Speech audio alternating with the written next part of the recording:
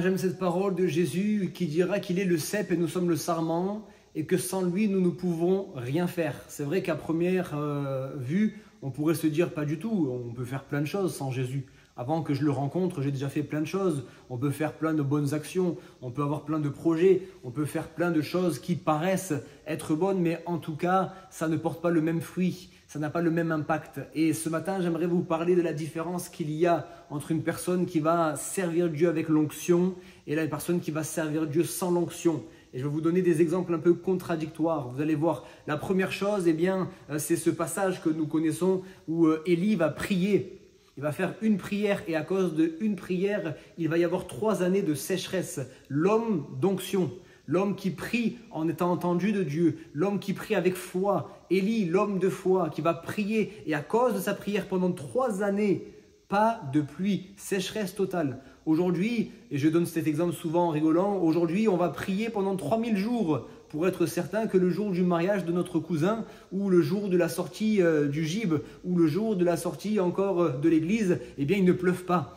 C'est évidemment de l'humour, mais c'est pour montrer que lorsqu'on prie avec autorité, pas besoin de multiplier les prières. Lorsqu'on prie avec foi, lorsqu'on prie en ayant l'onction du Saint-Esprit, conduit par le Saint-Esprit, alors nous sommes exaucés sans avoir besoin de multiplier les prières. À l'inverse, quand nous prions sans la foi, quand nous prions sans l'onction, eh bien nous multiplions encore et encore pour très peu de résultats. Le deuxième exemple que je donne, c'est le livre des Actes chapitre 2. Vous savez qu'à la prédication de Pierre, une prédication qui n'a pas duré des heures et des heures, mais une prédication, 3000 âmes ont été sauvées. Et à l'inverse, peut-être en exagérant, aujourd'hui, sans l'onction, il nous faudrait 3000 prédications pour sauver une âme. C'est la différence, là encore, la parole de Dieu reste la parole de Dieu, mais lorsque nous partageons la parole de Dieu, c'est pas toujours sur l'estrade, c'est certaines fois autour d'un café, lorsque nous parlons avec un ami, peut-être ça peut être dans la rue alors qu'on distribue un prospectus, un évangile, mais lorsqu'on prêche,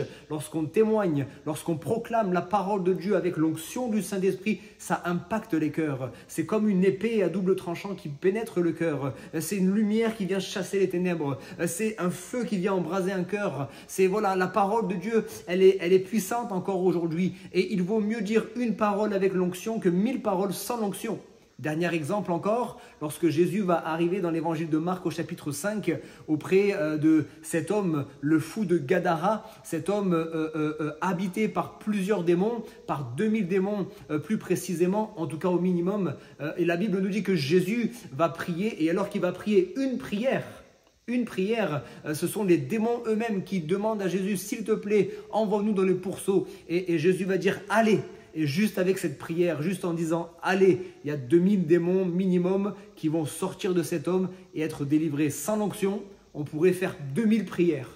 On pourrait faire 2000 sessions de délivrance pour arriver à une délivrance. Non, en fait, aujourd'hui encore, on a besoin de l'onction. Aujourd'hui encore, on a besoin d'être loin du Saint-Esprit pour pouvoir prêcher, pour pouvoir prier, pour pouvoir chasser les démons, prier pour les malades, guérir les malades. On a besoin de l'onction du Saint-Esprit que l'on trouve dans l'intimité avec le Saint-Esprit.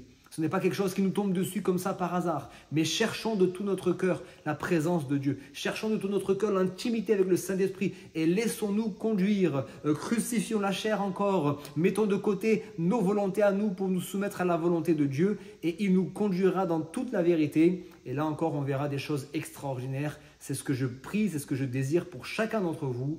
Dans le nom de Jésus, Amen.